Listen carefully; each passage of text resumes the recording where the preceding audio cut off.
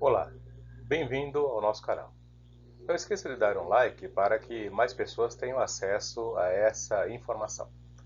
A abordagem é sobre o mercado de petróleo, que pretende ser a próxima crise já previamente anunciada em função do acordo fechado para a redução da produção diária desse produto, que é um produto que o mundo precisa e não há um substituto próximo.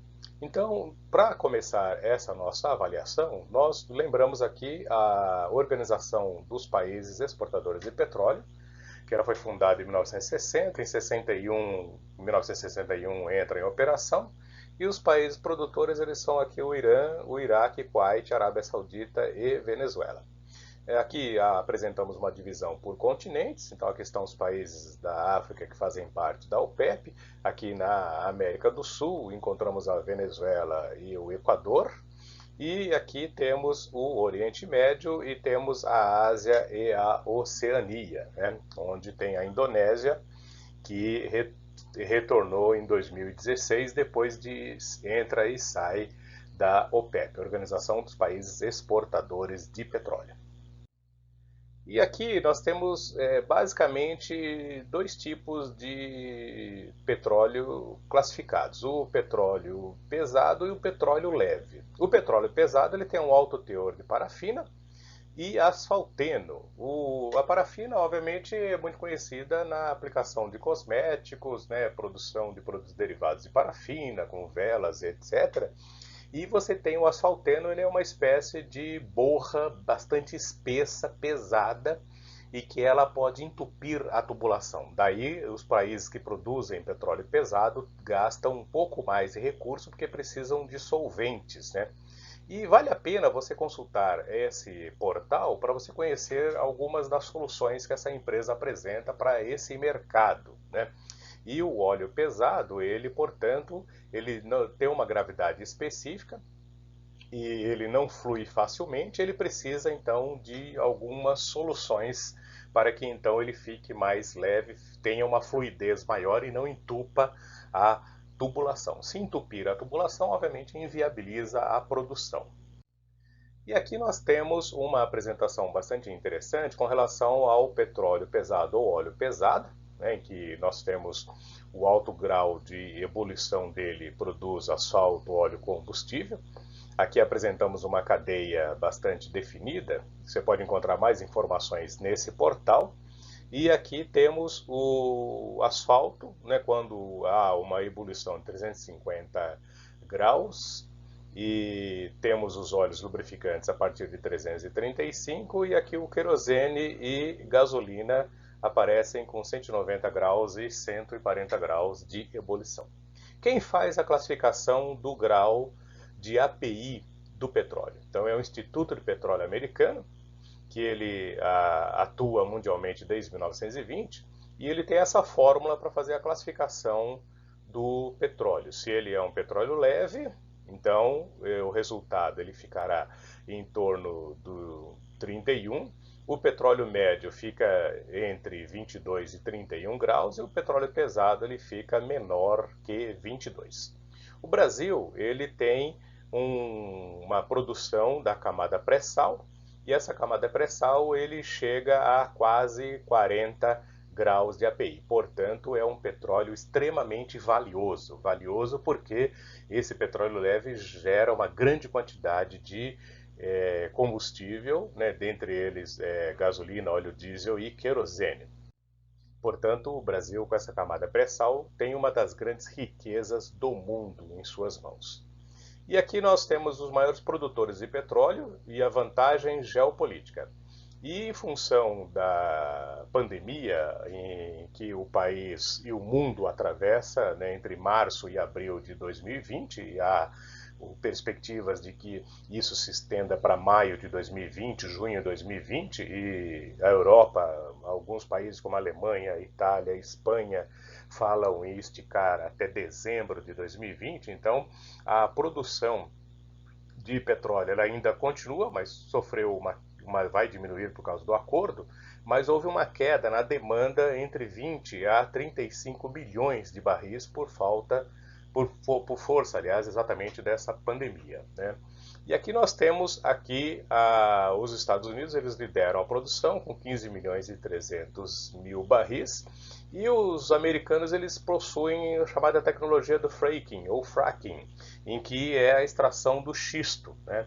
E por volta do ano 2010, os americanos descobriram uma forma tecnológica bastante rentável de extrair esse petróleo e na ocasião eles anunciaram que poderiam vender o barril de petróleo a US$ 10, né? E isso então chocou a economia mundial porque o petróleo convencional ele então estava sendo vendido perto de US$ 100, né?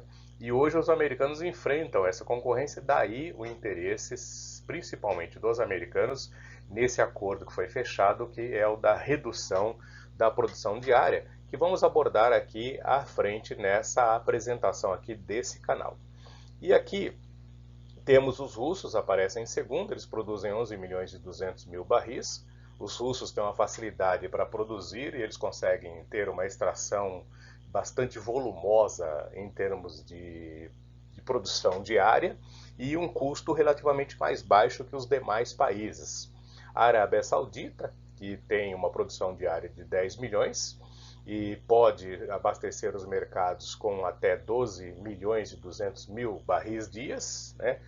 Ele abriu, uma empresa que é a empresa estatal Aramco, que tem ações na Bolsa de Valores e, portanto, precisa também de que o mercado ele fique aquecido para que essas ações eles ganhem valor e, portanto, a empresa tenha cada vez mais entrada líquida de investimento via acionistas.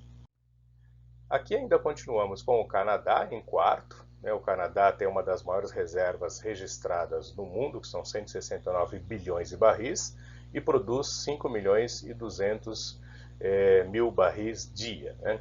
O problema do Canadá é exatamente que ele tem um custo de extração alto, né? Porque ele tem um petróleo pesado, e esse petróleo pesado, como abordamos no início dessa apresentação, ele precisa de soluções e as soluções para torná-lo mais leve, para facilitar o escoamento pela tubulação, ele tem um custo relativamente elevado. Daí então o custo de extração do Canadá, apesar que ele é o quarto maior produtor do mundo, mas esse custo ele tem que ser passado para o preço. O Irã, ele conta com o quinto maior produtor, 4 milhões e 700 mil barris. Esses dados eles estão atualizados, vocês podem pegar na fonte aqui na descrição desse vídeo ou no final dessa apresentação. E eles estão até janeiro de 2020 e alguns dezembro de 2019. A vantagem do Irã, né, se é que podemos falar assim, está exatamente na questão geopolítica, né? O Irã ele controla ali o Estreito de Hormuz, então, portanto, é uma vantagem geopolítica. E por esse estreito passa ali uma grande quantidade de petróleo. Então, obviamente, a ligação do Golfo Pérsico com o oceano, ele é realmente feita por esse estreito e imagine no caso de um conflito armado, o problema que isso pode gerar para o mundo, que pode ficar sem o abastecimento de petróleo daquela região, né? A Venezuela, ela é dona também de uma das maiores reservas do mundo, também comprovadamente, é a produtora aqui da América do Sul e que faz parte da OPEP, tem uma produção média de 2 milhões de barris, e o Brasil, ele está aqui, não faz parte da OPEP, então não entramos aqui nessa escala de produção. Então aqui em 2019 o Brasil produziu 3 milhões e 106 mil barris dia, né? E esse MM maiúsculo BBL barra D, ele aqui significa exatamente 1 milhão de barris dia, né? É importante essa denominação porque para quem faz parte do mercado de petróleo, para quem analisa o mercado de petróleo, para quem trabalha com essa temática, essa indicação em letra maiúscula indica que é exatamente 1.000 milhões de barris, ou seja, então poderia colocar 3 MM maiúsculo, então significaria 3 milhões de barris, né? Então aí já teria 3 bilhões 3 milhões, perdão, de barris já teria então essa denominação. E na letra minúscula, então, isso significaria 1.000 barris. No caso aqui, o Brasil produz 3 milhões dia, né? Então, uma produção bastante elevada. Sendo que 62,82% é exatamente da camada pré-sal, que corresponde a 2.655.000 barris. Então é uma produção expressiva, é o petróleo leve, portanto produz uma grande quantidade de gasolina, uma grande quantidade de querosene. O problema do Brasil é que ele tem poucas refinarias, e as refinarias que o Brasil possui, elas não conseguem atender nem a demanda interna e, claro, nem a demanda externa. Consequentemente, então, o Brasil tem que exportar o petróleo leve, que é um petróleo valioso no mercado por causa do derivado que gera, né, a gasolina e o querosene de aviação principalmente, e depois o Brasil importa a gasolina refinada e o querosene de aviação, porque não tem aqui uma refinaria, né? E aqui você tem, no caso, não que não tenha uma refinaria, o Brasil não tem refinaria suficiente, é importante esse registro, não tem refinaria suficiente. E o que o acordo, então, ele prevê? Prevê exatamente a redução na produção de petróleo. A proposta foi feita por Donald Trump. Donald Trump tem interesse, porque nós vimos que ele produz o petróleo a partir do xisto, e o custo de extração é elevado, mas os americanos, né, segundo informações do próprio mercado, os americanos eles acabam subsidiando essa produção para evitar que o seu petróleo chegue a um preço muito elevado no mercado, né? Embora, segundo previsões feitas lá em 2010, quando essa tecnologia americana surgiu para extrair esse petróleo do xisto, havia previsão de que poderia se chegar a um custo de $10 o barril, o que assustou o mercado na ocasião. E então as negociações do presidente americano Donald Trump foi feita por videoconferência a partir de 10 de abril de 2020. E uma das justificativas, aqui aliás são várias justificativas para esse acordo. Está em jogo, aliás, milhares de empregos, né, tanto direto e indireto nesse setor, né? À medida que o petróleo vai ficando muito barato, então inviabiliza a sua produção e o próprio mercado começa a buscar alternativas para substituir o produto. O mercado americano possui, claro, vários produtores de xisto nos Estados Unidos, sobretudo no Texas. E então esses produtores estão enfrentando um custo elevado e um preço baixo no mercado final. Então, um custo de extração caro, mercado barato, então inviabiliza o processo de produção, então isso pode levar os produtores americanos à falência. A Rússia tem um problema que foi colocado na mesa de discussão, que é exatamente ela não tem espaço para armazenar tanta produção, né? Porque ela tem uma capacidade de produzir. Tem lá, por exemplo, o campos Urais e o outro extremo da Rússia, que é Vladivostok, onde possui entre os dois um maior duto de petróleo do mundo, né, que liga as duas cidades, Vladivostok e Campos Urais. E aí então essa produção ela é bastante elevada, não só nessa região, mas em toda a região. E uma grande produção que os russos possuem também é de gás natural, né, que vende para a Europa como um todo, né? E os ex-países que faziam parte da União das Repúblicas Socialistas Soviéticas. E aí então, com esse tipo de problema, os russos eles enfrentam uma relação custo e armazenamento muito negativo, né? Um custo baixo de produção, um volume grande armazenado, o mercado não compra porque o mercado está ofertante, né? Tem vários países ofertando, preço muito baixo. Então tem que aumentar, reduzir a produção para o preço subir. E aí todo mundo ganha. E os sauditas, obviamente, que lideram essa cadeia, precisam de preços mais altos, né? A ideia inicial é que o preço de equilíbrio no mercado teria que ter $85 o barril, né? E o preço em 13 de abril de 2020 estava em 31,86 centavos de dólar, né? E aqui só uma informação bastante técnica, o barril de petróleo americano, ele tem 42 galões, que dá aí perto de 159 litros, né? E o barril de petróleo cru britânico, ele mede 35 galões britânicos ou dá 159,11 litros. Ou seja, apenas um dado técnico, né?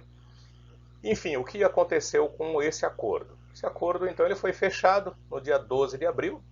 Então, no dia 12 de abril, esse acordo foi fechado, e aí, então, o que aconteceu com ele? Então, todos chegaram ali numa métrica, cada um vai fazer o seu sacrifício e vai chegar num volume total de diminuição na produção de 9,7 milhões de barris dia. Lembrando-se que estamos ainda na pandemia, né, causada pelo Covid-19, e há uma retração econômica muito grande, então 40% da produção mundial ela está ocorrendo.